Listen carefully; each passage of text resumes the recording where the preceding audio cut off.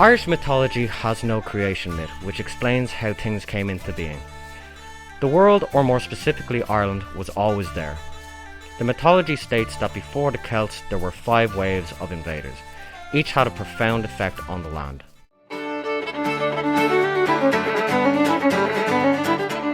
The mythology of ancient Ireland is complex and interesting, a tapestry that stretches far and wide into complicated names and interwoven stories. Diagwitch. In today's video we'll be diving into the very beginning of the mythological cycle of Irish mythology. Mythological cycle, I hear you ask? I assume that's the definitive collection of Irish myths and legends. And you'd be wrong. It's a definitive collection of Irish myths and legends. One of 4 separate groupings to be precise. I know that it's all mythology, but for some reason they got pretty lazy with the naming convention for the first cycle. The earliest stories in Irish mythology come from the Leabhair Gabhála Éireann, or the Book of Invasions. These manuscripts were written by monks in the 11th to 14th century, essentially taking the mythology of the Irish Celts and pumping a healthy dose of Jesus into it. Y'all know we gotta get our fix of Jesus on this channel. God damn, can I get a hell yeah! So these Bible thumpers set about recording the Celtic history of Ireland through a vaguely Christian lens, making it the most wishy-washy of all the cycles.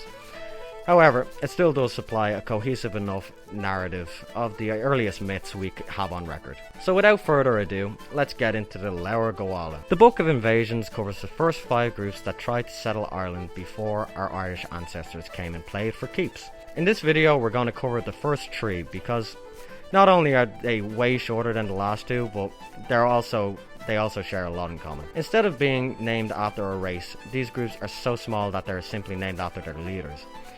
So in chronological order, we've got Cesair, Partholon and Nemid. Their groups are called the Cesairians, Partholonians and Nemidians. You get the idea. So, Cesair. The feminists in the audience are gonna love this one. Well, canonically, in Irish mythology, the first settlers ever to try and tame Ireland was a group of 50 women and 3 men, led by the girl boss of her time, Cesair. She was granddaughter to Noah. Yes, the boat guy from the Bible. Didn't do her many favours though, because when the flood was coming, Noah said, quote, "Get fucked." And so off she went with 150 other women and 3 men. Her dad, Bit, Fintan, and the pilot, Ladra. The attentive among you might notice that I said 50 women and 3 men attempted the first settlement of Ireland. And you heard right. That's because 2 of the 3 ships that they took to Ireland fucking sunk. Maybe that's why this hasn't been made into a movie yet, you know? So they arrive in Ireland 40 days before the flood. And once landed, the 3 men each take a main wife and split the remaining women between them. Fintan wipes up Cesair, Bit and Berfin get hitched, and Ladra and Alba tie the knot. Well, no sure Jesus, I know what you'd be saying. Oh, 17 women to a man, wouldn't be a bad situation to land yourself in. Well, you'd be wrong on that one, son. Bit and Ladra basically die immediately, and so Fintan is left with all of the women to himself. And what does he do? He pulls a runner. He says, "I'm out of here, man." Excuse me. He says to himself, "Not a fucking chance am I dealing with 50 headwreckers. I'm gone for some milk and cigarettes, boy." So he actually goes and hides from them in a cave in the mountains. And he's actually the only one of the group that survives the flood. And what happens then? He's gifted shape-shifting abilities and immortality. Man, I swear to God, Irish mythology is the only thing that, like, the coward gets rewarded like this for no reason whatsoever. Oh yeah, quick little side plot. Ladra, who is actually the first death on the island's history, he dies of excess women. Or, and I quote, "It is the shaft of the oar that penetrated his buttock." Man, the Irish kind of needed Catholic repression. If the Kings were that hardcore a few thousand years ago, who knows where we'd be by now. How you getting on?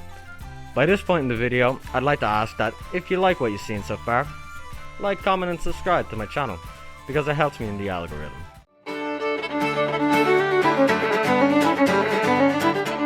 Partholon. 300 years later, we meet the next protagonist, or antagonist depending on how you look at his story, Partholon. His story is pretty short and sweet. Partholon was a Greek, where it's a pretty big taboo to kill your mother and father, but your boy did it anyway. This was all part of an unsuccessful attempt to take the kingship from his brother, and afterwards he fled with his wife, 3 sons, and their wives. After 7 years sailing, they all arrived at the Emerald Isle safely. Now, as the tale goes, Partholon's 3 sons were the first to bring a unique skill to the island. For Biol, it was the first guest house. Bray instituted cooking and dueling. And Malaliak, he was the first brewer, and he made ale for the fern. Fucking legend, go on ya. They also brought with them the first cattle to be seen in the land. 30 years go by before Partholon himself dies.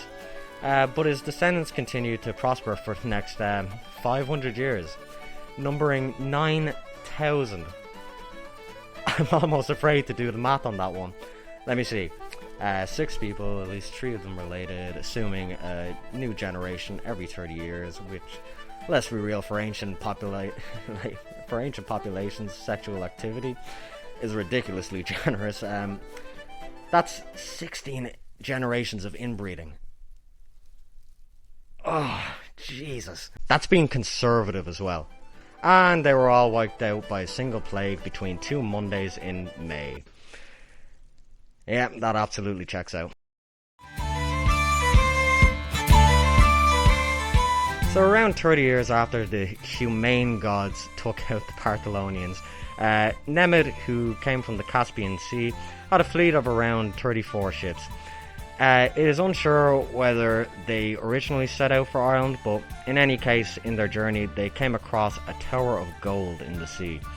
Greedy for the gold, they went to take the tower, but the sea rose against them and destroyed all of their ships except one. On board were Nemed's wife, his 4 sons, and their wives, and 20 other people. And as the tale goes, he, Nemed, came out of Scythia westward, voyaging on the Caspian Sea till he came in his wandering to the great ocean of the north. The reason that I'm directly quoting this from the Leabhair Gabhála is that this statement has some pretty big inconsistencies.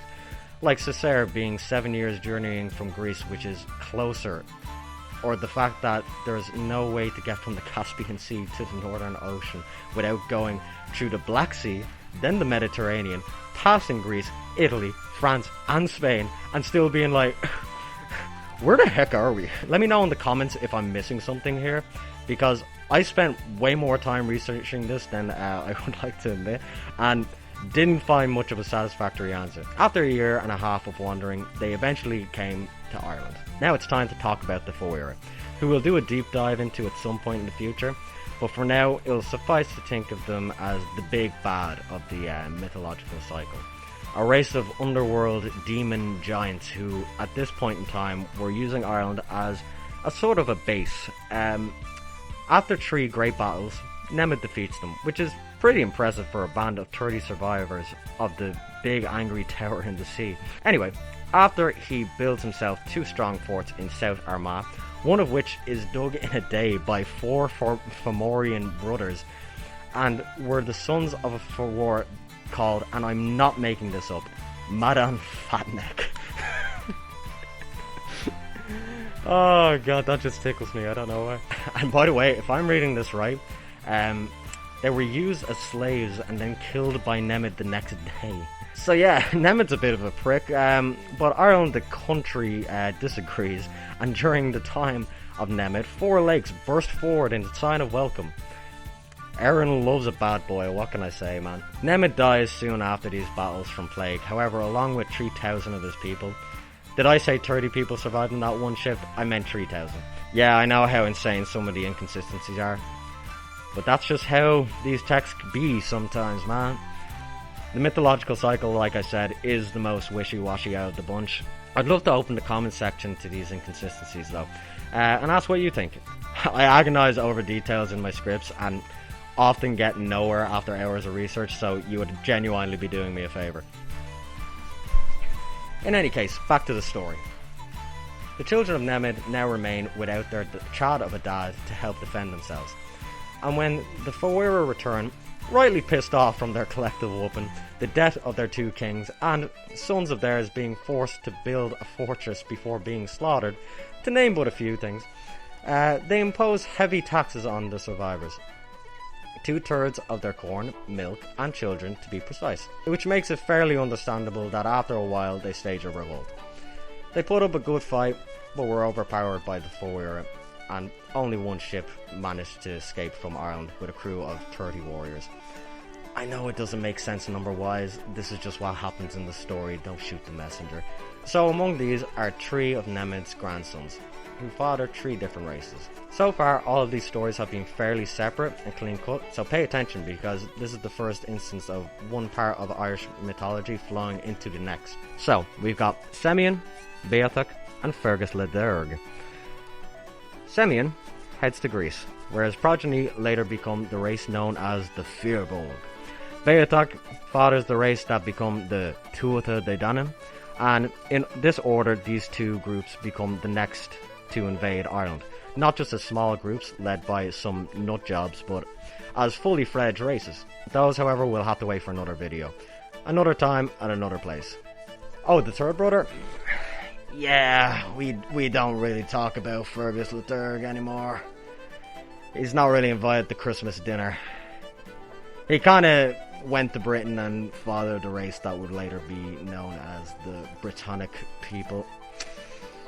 So sorry to the rest of the world on that one, that's our bad. Well, we caught a lot of that mistake ourselves, so we'll call it even, I guess.